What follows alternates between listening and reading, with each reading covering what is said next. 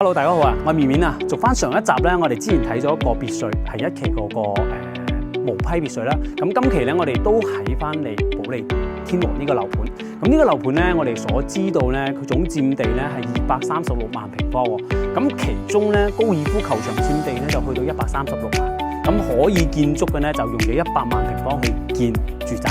咁住宅咧，佢都係70年產權喎。咁咧，佢係有90萬平方係建樓，10萬平方係建配套嘅。所以咧，成個項目咧，佢容積率非常之低，去到1.0。咁咧，成個保利天王我哋都知道，就分咗1期、2期、3期、4期同埋5期嘅。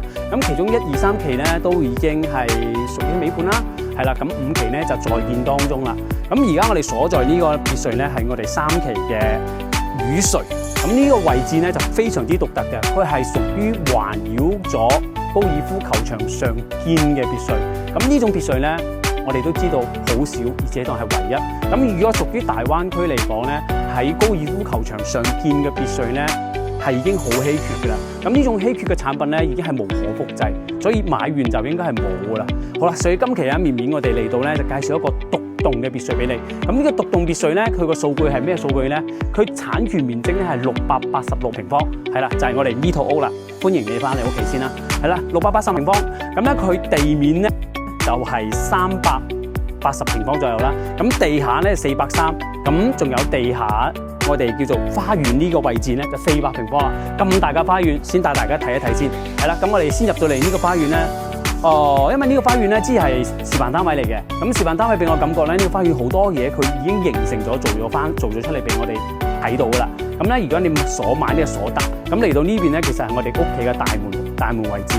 係啦，大門位置，咁我就跟翻我哋而家呢個屋苑周邊嚟睇啦。因為咧，佢呢個花園咧係圍繞咗我哋成間屋嘅花園嚟嘅。咁呢個圍合式嘅花園俾我感覺咧，佢就會同呢間屋咧嘅流動性非常之好喎。即係我如果喺屋企咧，我圍繞住呢個花園就圍住呢間屋企嚟走。係啦，咁嚟到呢度咧有個島台喎。咁呢個島台咧，佢起咗出嚟咧可以點做咧？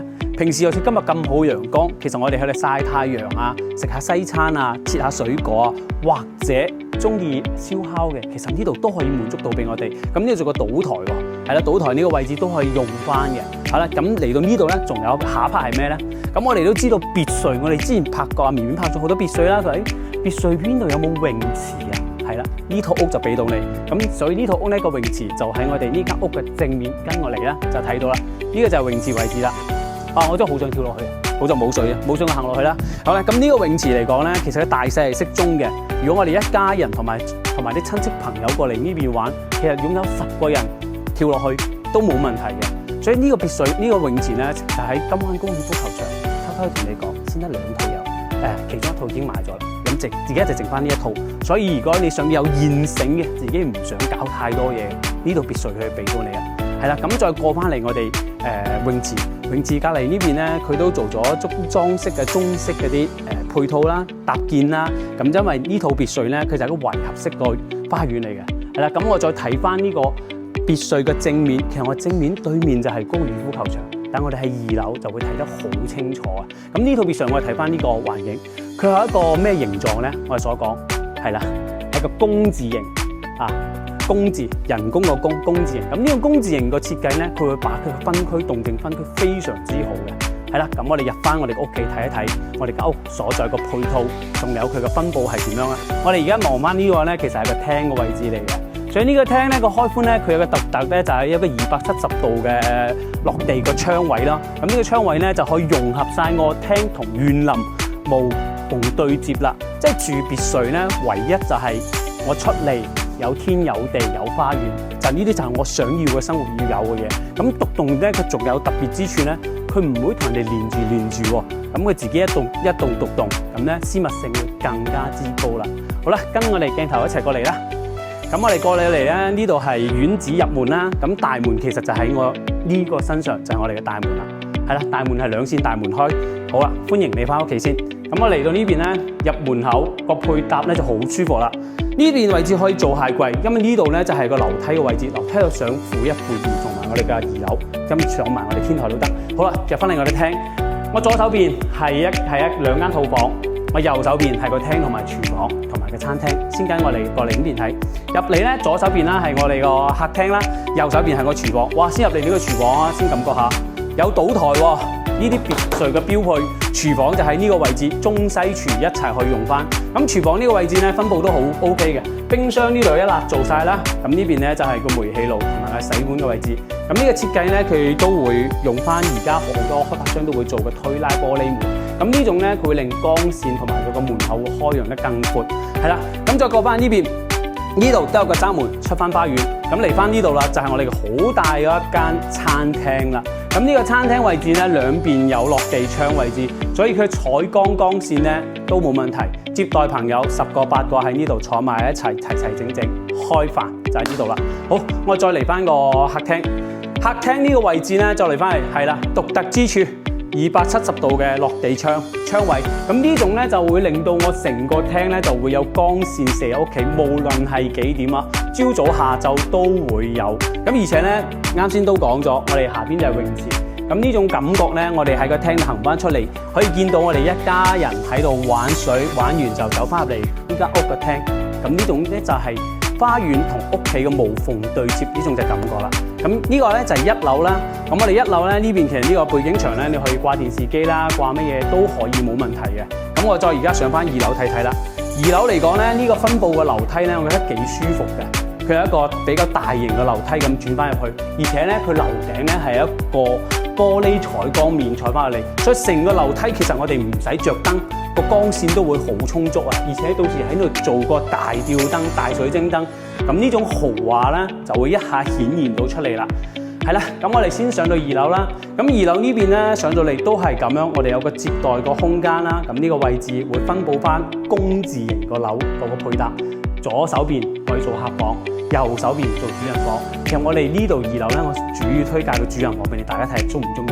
因為佢用咗一個咁大嘅地方做咗個主人房喎，先入嚟睇睇。係啦，呢個咧就係我哋主人房啦。哇！呢張床一家人瞓都得啦，咁大張係嘛？咁樣而且咧佢就全部都係啲窗採光線，全部俾到我。好啦，咩叫做零距離同高爾夫握住手？係啦，咁嚟翻呢邊咧，呢度就係我哋所睇到嘅高爾夫球場，即係零距離接觸。所以無論咧佢個景觀啊，仲有視野啊，仲有個生活嘅動態啊，會俾到我會好舒服、好放鬆咯。係，如果住別墅咧，我感覺咧就係要到綠油油嘅感覺，就呢度可以俾得到我哋。咁呢個陽台、露台咧，我哋講露台咧，就主人房行出呢個位置。如果平時你瞓醒覺坐喺呢度冥想下今日或者計劃下聽日做啲乜嘢，我覺得呢個地方可以俾到我感受到。咁再入翻嚟主人房啦。咁我見到主人房呢個位置咧，佢會有張床。咁我哋都會諗，咁我洗手間啊，仲有衣帽間啊，喺邊度？用咗一個大概20平方嘅位置俾到我哋整妥啦。好啦，再嚟翻呢邊睇啦。呢邊就係我哋嘅沖涼嘅位置啦。呢個浴缸望翻高爾夫球場，係啦，對翻個太陽港，所以私密性咧都係非常之高嘅，因為周邊嘅獨棟係於無樓啊嘛。咁衣帽間咧就喺我哋呢邊行翻出嚟啦。好啦，咁我哋呢度咧就係主人房個位置。咁我哋再行翻上翻去我哋嘅3樓睇下啦。咁啊3樓呢邊咧係個露台嚟嘅，我哋就要睇住去上去跟住上咯。咁咧露台其實呢個樓梯嘅位置咧，無論佢喺邊度入嚟，其實我哋真係今日都冇開燈，佢光線非常之足啊！而且呢啲玻璃面咧又顯高檔，而且樓梯嘅高度同我哋人體學嗰個行個高度咧非常之舒服嘅。哇！嚟到呢度啦，呢個就係獨特之處嘅3樓，佢採用咗塊玻璃面，所以咧佢個光線咧可以從3樓直射到我哋1樓，所以成間屋企咧光線係非常之好嘅。咁3樓其實咧就係個露台嚟嘅。你出翻嚟睇翻呢個露台，你見到啦，你就見到呢個位置核心所在喺邊度啦？咁靚嘅高爾夫球景，跟住而且咧，我哋唔會話樓望樓呢個位置啦，而且仲有就係嘅私密性非常之高。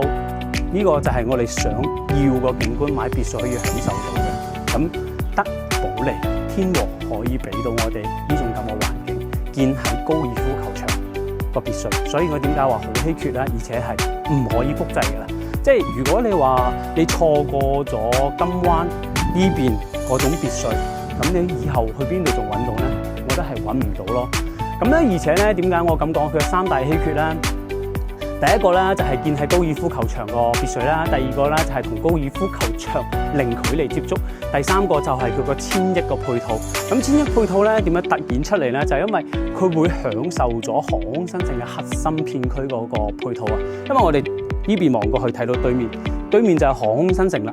咁航空新城咧，其實我哋自己揸車過去3到5分鐘就享受到6大中心、2大商場，而且咧就教育配套全部齊晒喺呢邊。所以點解話呢個別墅區嘅配套咧係非常之好嘅？所以就保利天和俾到你。咁而家我哋嚟翻啦，我哋1樓、2樓同3樓都睇晒啦。咁仲有一個咧就係我哋點解講話地下都會有430平方咧？咁我哋而家就行翻落去地下430平方，佢係點樣配搭出嚟？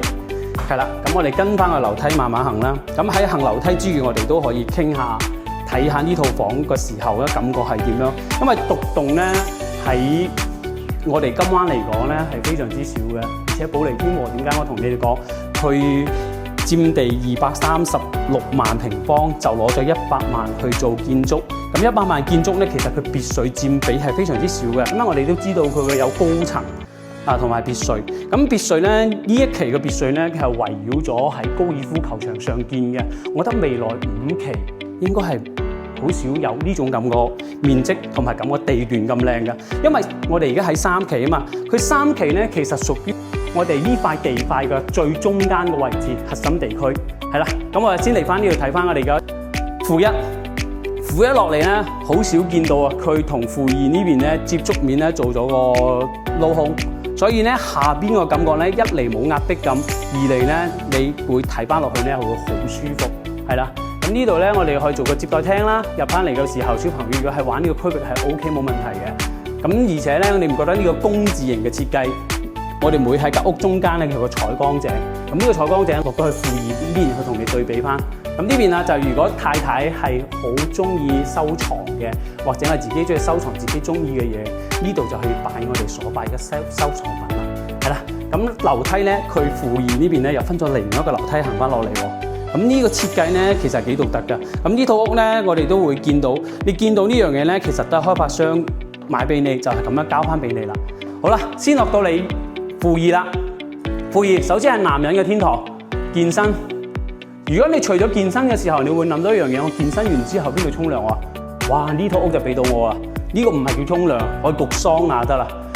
你健完身之後咧，我覺得呢個係唔係浴缸咯？呢個好似係個泳池啊！上面就俾小朋友游啦。咁呢度我自己喺度游都得。咁而且呢度咧，其實我喺呢個位置咧，你可以做一個叫做桑拿房都得嘅。咁呢個咧就係俾到我哋平時喺呢度想做完 gym 落翻嚟去享受調理翻自己嘅身體嘅。係啦，咁再過翻呢邊啦。